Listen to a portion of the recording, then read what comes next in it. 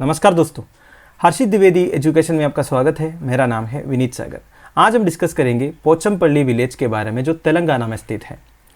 Regionally Pochampally village को select किया है one of the best tourism village by United Nations World Tourism Organization. तो आज इस कॉन्टेक्स्ट में हम डिस्कस करेंगे पोचमपल्ली विलेज में ऐसा क्या स्पेशलिटी है। वैसे दोस्तों देखिए, Pochampally is known for the exclusive saris that are woven through a unique style called ikat. तो इक्कत स्टाइल में साड़ीज बनाते हैं पोचमपल्ली में, इसे पोचमपल्ली साड़ीज भी बोलते हैं। वैसे पोचमपल्ली इक्कत को ज्योग्राफिकल इंडिकेशन टैग मिला था 2004 में। वैसे Pochampally is also known as Bhoodan Pochampally, क्योंकि उधर एक भूदान मूवमेंट हुआ था that was launched by Acharya Vinoba Bhave on April 18, 1951। अब दोस्तों United Nations World Tourism Organization के बारे में ब्रीफली देखते हैं। ऑब्वियसली बात है, this is a United Nations agency and is responsible for promotion of tourism. किस तरह का tourism? Responsible, sustainable and universally accessible tourism. इसका मतलब क्या होता है? देखिए, आपको पता है दुनिया में कई सारे कंट्रीज ऐसा है जो टूरिज्म के ऊपर डिपेंडेड है। फॉर एग्जाम्पल मालदीव्स की बात आप ले लीजिए। वैसे मालदीव्स को और भी कई सारे सोर्स ऑफ रेवेन्यू है, फिर भी इनका मेजर चंक ऑफ रेवेन्यू जो है वो टूरिज्म से आता है। आप देखिए, टूरिज्म को जब आप प्रमोट करोगे, आपके टूरिस्ट डेस्टिनेशन को जब आप प्रमोट करोगे, तो ऑब्वियस ही बात है कई सारे लोग घूमने आएंगे। पर इसका मतलब ये नहीं है उधर की जो नेचुरल रिसोर्सेस है उन्हें खराब किया जाए, या फिर लोगों को अट्रैक्ट करने के लिए आप इतने सारे इंफ्रास्ट्रक्चर डेवलप करोगे और उधर के जो नेचुरल रिसोर्सेज को खराब करोगे। ऐसे भी नहीं होनी चाहिए। तो हमारी जो टूरिज्म की प्रमोशन है वो रेस्पॉन्सिबल होनी चाहिए एंड सस्टेनेबल होनी चाहिए। सस्टेनेबल का मतलब क्या होता है? आने वाली जनरेशन के लिए भी सब कुछ हमें बचा के रखना है। अभी के जो रिसोर्सेस है उन्हें हम एक्सप्लॉइट कर सकते हैं, पर हद से ज्यादा एक्सप्लॉइट नहीं करना है। आने वाली जनरेशन के लिए भी सब कुछ हमें संभाल के रखना है। इसको बोलते हैं सस्टेनेबल। ठीक है। फिर यूनिवर्सली एक्सेसिबल। ऑब्वियसली बात है, अगर आप टूरिज्म डेस्टिनेशन स्पॉट्स बना रहे हो, उसे प्रमोट कर रहे हो, तो सबके लिए यूनिवर्सली वो एक्सेसिबल होनी चाहिए। कोई भी सेक्शन ऑफ पॉपुलेशन या फिर कोई भी कंट्री उसके लिए एक्सेसिबल ना है, ऐसा नहीं होनी चाहिए। सबके लिए यूनिवर्सली बिना कोई प्रॉब्लम का एक्सेसिबिलिटी भी होनी चाहिए। And it is leading international organization in the field of tourism. तो टूरिज्म के फील्ड में ऑब्वियसली बात है यूनाइटेड नेशंस की एजेंसी है, तो this is the leading international organization and it promotes tourism as a driver of economic growth, inclusive development and environmental sustainability. ये वही बातें दोस्तों मैंने ईथर जॉब को बोला था। Offers leadership and support to sector in advance in knowledge. देखिए, इसके साथ साथ सारे कंट्रीज के जो भी टूरिज्म को प्रमोट करते हैं या फिर टूरिज्म जिनका मेजर सोर्स ऑफ रेवेन्यू है, उनको वो सपोर्ट करते हैं। एक तो इनकी नॉलेज बेस बढ़ाने में, ठीक है, और अलग अलग टूरिज्म पॉलिसीज भी ये प्रोमलगेट करते हैं। इनकी हेडक्वार्टर कहाँ पे है? स्पेन में है, मैड्रिड में। It's membership includes 156 countries, 6 territories and over 500 affiliate members. तो इतने सारे मेंबर्स भी हैं और एक बहुत बड़ा ऑर्गेनाइजेशन है। इंडिया भी इसका एक मेंबर है।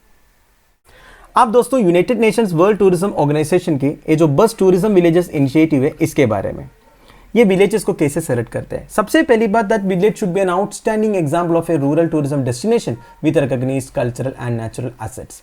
देखिए, एक पर्टिकुलर विलेज में ऐसे कोई रिकॉग्नाइज्ड कल्चरल और नेचुरल एसेट्स होनी चाहिए जिसके बारे में सुनकर लोग उस विलेज को ऐसे टूरिज्म डेस्टिनेशन सेलेक्ट करें। And that preserves and promotes rural and community based values, product and lifestyle. अपनी जो कम्युनिटी बेस्ड वैल्यूज है, अपनी जो प्रोडक्ट्स है, अपनी जो लाइफस्टाइल है, उन्हें प्रिजर्व करके रखे एंड प्रमोट भी करे साथ साथ में। तो ऐसा विलेज होनी चाहिए and has a clear commitment to innovation and sustainability in all its aspects. मतलब अगर आप वो विलेज में जाने से लोगों में एक क्लियर कमिटमेंट आपको दिखना चाहिए टुवर्ड्स इनोवेशन, सस्टेनेबिलिटी, चाहे वो इकोनॉमिक हो, सोशल हो या एनवायरमेंटल हो। अब दोस्तों, पोचमपल्ली विलेज के बारे में। पोचमपल्ली विलेज तेलंगाना के नलगोंडा डिस्ट्रिक्ट में है। तेलंगाना की कैपिटल हैदराबाद से 50 किलोमीटर दूरी पर है। इसे सिल्क सिटी ऑफ इंडिया भी कहा जाता है for the exclusive saris that are woven through a unique style called ikat. आप देखिए, पोचमपल्ली साड़ीज बहुत फेमस है। पोचमपल्ली साड़ीज की स्पेशलिटी ये है that are woven through a unique style, ikat style से बनाते हैं। अब ये इक्कत वर्ड का मतलब क्या होता है? Actually it is a Malaysian और Indonesian word that means tie and die. अब ये इक्कत साड़ीज कैसे क्रिएट करते हैं मैं आपको दिखाऊंगा। ये देखिए आप, ये है दोस्तों पोचमपल्ली साड़ीज का इक्कत स्टाइल ऑफ वीविंग। सबसे पहले ये लोग क्या करते हैं, ये जो यार्न है, यार्न में इस तरह रबर से बांधते हैं, एकदम टाइट बांधते हैं। आप देखिए, एक डिजाइन में बांधा हुआ है। एक डिजाइन में पूरे एरियाज में, अलग अलग एरियाज में देखिए आप, रबर से बांधा हुआ है। ये रबर से बांधने के बाद क्या करेगा, ये जो यार्न है इन्हें डाई में डुबाएगा। डाई मतलब देखिए कैसा होगा, वो इस तरह अलग अलग कलर्स का डाई रहेगा। अब जहां ये रबर से बांधा हुआ है उधर तो कलर नहीं पकड़ेगा, जहां ये बांधा नहीं है मतलब एकदम खोल के छोड़ा हुआ है उधर ये डाई जो है पकड़ेगा, उस कलर जो कलर उनको चाहिए वो कलर उधर मिल जाएगा। समझिए। अब इसके बाद क्या करेगा, ये जो पूरे रबर जो बांधा हुआ है इसे निकाला जाएगा। इसी तरह ये पूरा निकालने के बाद क्या करेगा, इसे स्ट्रेच करेगा, फिर सुखाएगा, तो सब होने के बाद एक अच्छा डिजाइन मिल जाएगा। तो अब आप समझ गए होंगे ये इकत स्टाइल से साड़ियां कैसे बनते हैं। ठीक है, तो इसी स्टाइल के लिए Pochampally ikat received A geographical indication tag in 2004, ये मैंने आपको पहले ही बता दिया था, राइट। अब ये देखिए आप, पोचमपल्ली विलेज को भूदान पोचमपल्ली भी बोलता है। क्यों? To commemorate the Bhoodan movement that was launched by Acharya Vinoba Bhave from this village on April 18, 1951।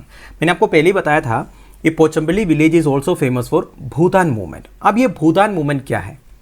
Basically it was a land gift movement, इसे ब्लडलेस रेवोल्यूशन भी कहा जाता है, and was a voluntary land reform movement.